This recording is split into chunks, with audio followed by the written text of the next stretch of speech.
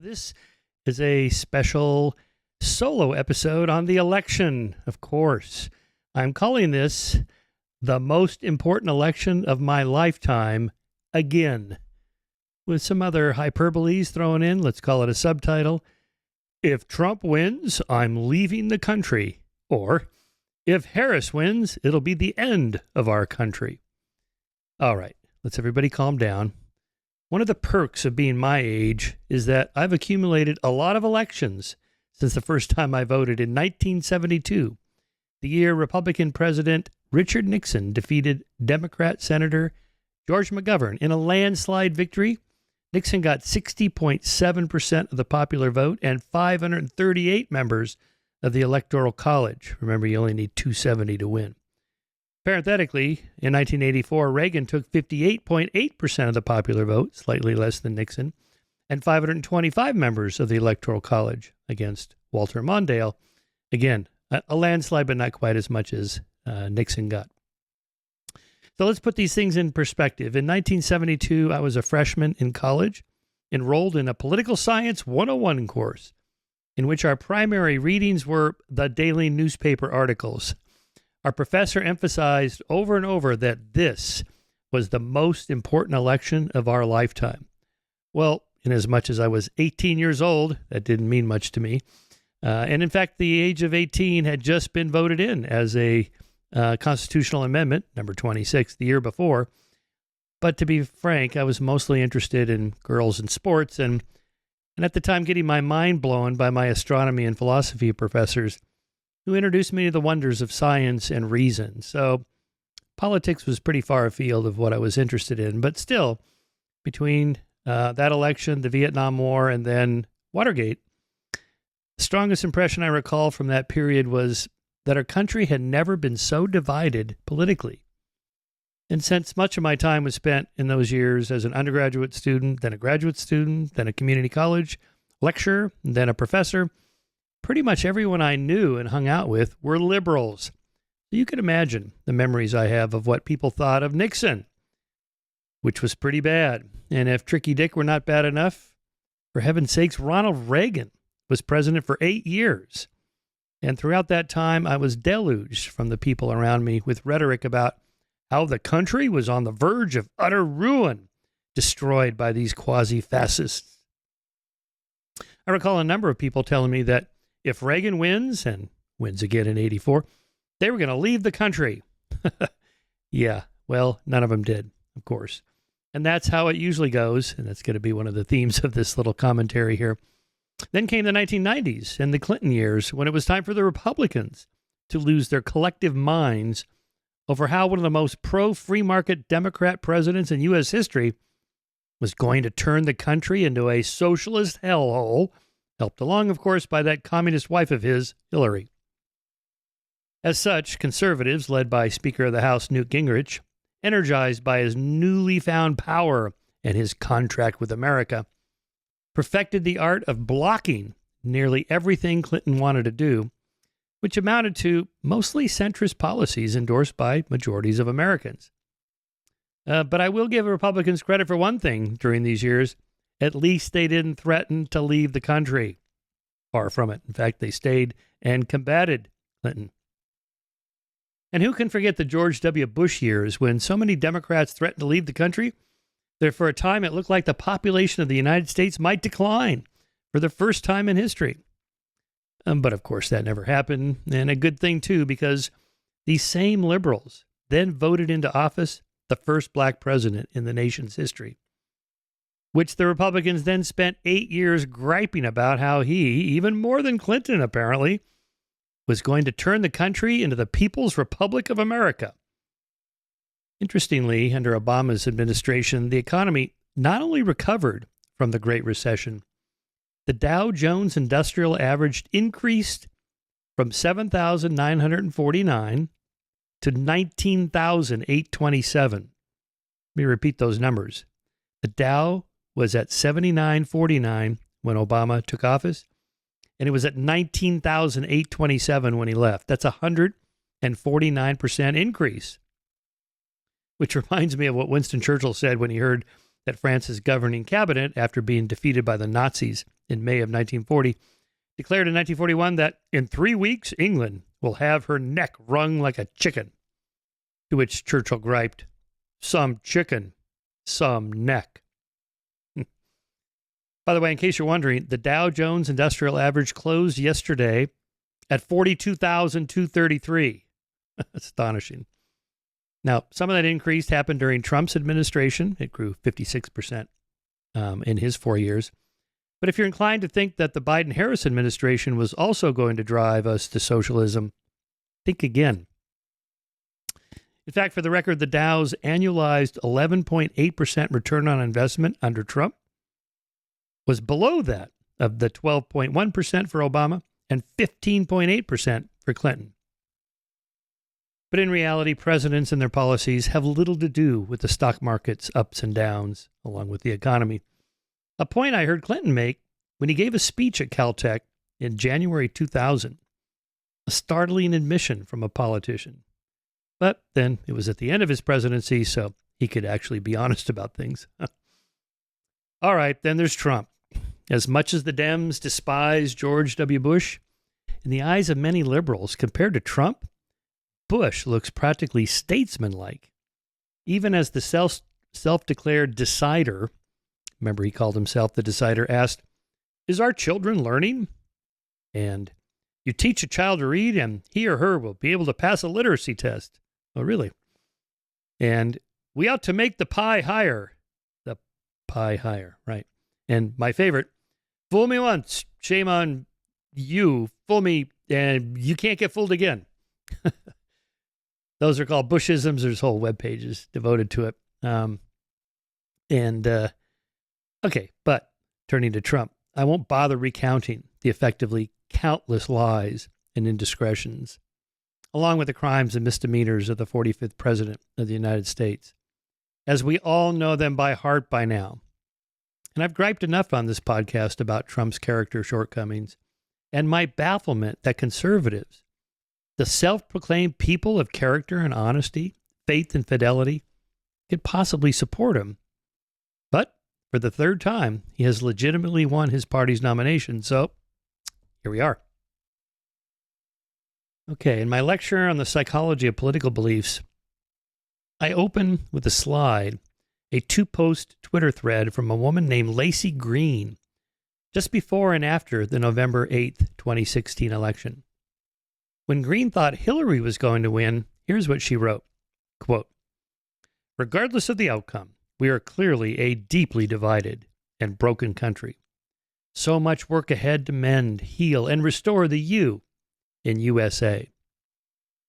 4 hours later, when Trump was declared the winner, here's what Lacey Green posted on Twitter, quote, "We are now under total Republican rule. Textbook fascism. Fuck you, white America. Fuck you, you racist, misogynist pieces of shit. Good night." Astonishing. That was 8 years ago. It just seems so long ago now. But by all metrics, things really are more divided and polarized now than then.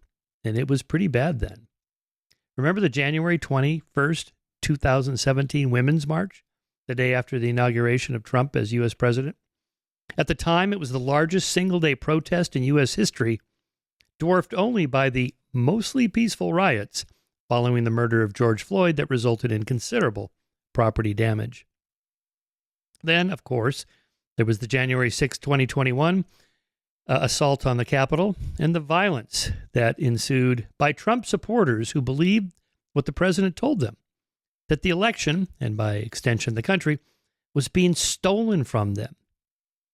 People act on their beliefs, and if they think something as important as their country is being stolen, that we shouldn't be surprised if some of them act violently in response.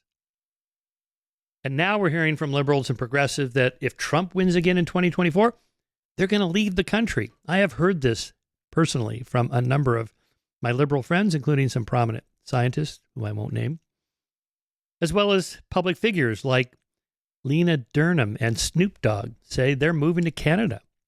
Samuel L. Jackson said he's going to move to Africa if Trump wins. Amy Schumer says she's moving to Spain. Omari Hardwick says he's moving to Italy. My favorite is Cher. Cher says she's going to move to Jupiter if Trump becomes president again. Well, maybe Elon will build a rocket for her for that. George Lopez said that if Trump wins, quote, we won't have to worry about immigration. We'll all go back. Okay, maybe he meant that as a joke, but everybody knows that's not what's going to happen. And remember a few months ago when Robert De Niro was on Bill Maher's Real Time and he told Bill that if Trump wins, the comedian show will be canceled. Really? How's that going to happen? Is Trump going to buy HBO just so he can fire Bill Maher? I mean, Trump's done some crazy things, but that one seems rather unlikely. Of course, liberals don't have a monopoly on such hyperbole. Witness Elon Musk's recent proclamations to his 200 million followers on X that, quote, if Kamala Harris wins, I'll be thrown in prison. Prison? Really? He said that he'll never get his rockets to Mars if Kamala wins because of the Democrats' bureaucratic red tape. And that, quote, Kamala wants to destroy your right to free speech. And that a Harris presidency would, quote, doom humanity. Not just the country, but all of humanity? Right. And who can forget Musk's tweet after the assassination attempts on Trump's life? Why no one was targeting Harris for assassination? Okay, he deleted the tweet, but then repeated the sentiment at a town hall-style event in Lancaster, Pennsylvania, a few weeks after that. Quote, nobody even bothers to try to kill Kamala. It's pointless. Why? They'll just get another puppet. All right. All right, it's time for a reality check. None of this is going to happen. Whoever wins, you're not going to leave the country, and I can prove it. I'm a fan of betting markets. Betting markets work because when people have skin in the game, in this case by placing actual financial bets, they're less inclined to say and do stupid things and more inclined to think and act rationally. So I'll put up $1,000 of my own money right now to anyone who says that they will leave the country if Trump wins. And then if that happens, they actually have to leave. If they put up $1,000 of their own money, which I collect if they don't leave. By the way, I haven't heard any Republicans say that they'll move if Harris wins. But if you're out there, this challenge goes for you as well. Okay. Anybody? Anyone? Yeah, that's what I thought. These sorts of betting market challenges, which I've done in the past, are very revealing for how people respond. For example, a couple of years ago, I tried one $1,000 bet offered to any of the UFO UAP believers who proclaimed that disclosure of alien contact is coming any day now. They say this every day on social media. That was 2 years ago. If you really believe we've been visited by aliens and we're going to find out about it soon, why not grab a free $1,000? The answer is because they don't actually believe it. It's just rhetorical flourish to emphasize their emotional conclusions, not their rational conclusions. So by extension, people who say that they're going to leave the country, or for that matter, that the country will cease to exist and collapse into a ruinous heap like ancient Rome, you've got the money if you've got the conviction. Anyone? Right. Regardless of what happens next week, we're going to be fine. If Harris wins, her administration will try to continue the policies of the Biden administration, and the Republicans will try to block them at every step. To what extent they can, of course, depends on who controls the House and Senate, which also remains to be seen until the Election Day results are in. If Trump wins, the Democrats are not going to just roll over and let the Project 2025 authors take over the country and order Trump to initiate a theocratic state, which he's unlikely to do in any case given what he said about that project, along with his propensity to go his own way, which can change by the whims of the day and what he happens to be watching on television that day. So the usual checks and balances, as initiated by all parties to keep in line the current party in the White House, will be implemented as usual. If Trump loses and declares that he really won, which most people think he will do, including me, he does not command the military, nor the Supreme Court, nor the National Guard, nor state militias, nor city police departments, and so on. It's true that his Second Amendment supporting, gun-toting, MAGA hat wearing, fanatics could cause violence along the lines of what we witnessed on January 6, 2021. But note what happened after that fateful day when Trump was in the White House watching it all unfold on his television set. There was ultimately a peaceful transfer of power, as has happened in every election since the nation's founding nearly 250 years ago. Could there be other pockets of civil unrest and violence in this scenario? Yeah, sure. Just like there was after George Floyd was murdered and the BLM riots broke out in cities that resulted in massive property damage and even deaths. But here we are, still a nation intact with a viable constitution that almost everyone respects and obeys, with state Supreme Courts and a United States Supreme Court to enforce the laws, with a rock-solid economy and robust financial system that mostly flourishes no matter who is living in the White House, and with an electorate that, after all the hoopla and emotions that will be released next week on Election Day and after, will go back to work and school and life as usual, because what else is there to do? What are you going to do? People talk about a second civil war. That is also not going to happen. Sure, there's a handful of doomsday preppers, militia members, MAGA cult followers, white supremacists, skinheads, Proud Boys, and the like, who could raise hell for a few weeks and lead to pockets of violence here and there. But could any of these knuckleheads and wingnuts organize themselves into massive armies numbering in the hundreds of thousands and line up in Gettysburg to face who? Hundreds of thousands of blue-haired, mask-wearing, hooded Antifa members armed with spray cans, frozen water bottles, and socks filled with rocks? This is not 1861. Okay, of course, I could be wrong. This really could be the election that destroys the country. America dissolves into a socialist state while the Republicans sit back and watch it all unfold without a fight. Or America becomes a handmaid's tale of patriarchal, totalitarian, theonomic Republic of Gilead, while Democrats pack their U-Hauls and move to Canada. But I doubt it. Let's get real. Tone down the rhetoric, cast your vote, chill out, and go back to work and play and life as we've known it for nearly 2.5 centuries, with the confidence that, given our history, will very likely continue for another 2.5 centuries, regardless of who wins or who loses the election, or the one to come in 2028. Don't forget that one. And let's remember the wise words of John Stuart Mill as we think about our brothers and sisters in the other parties. A party of order or stability and a party of progress or reform are both necessary elements of a healthy state of political life.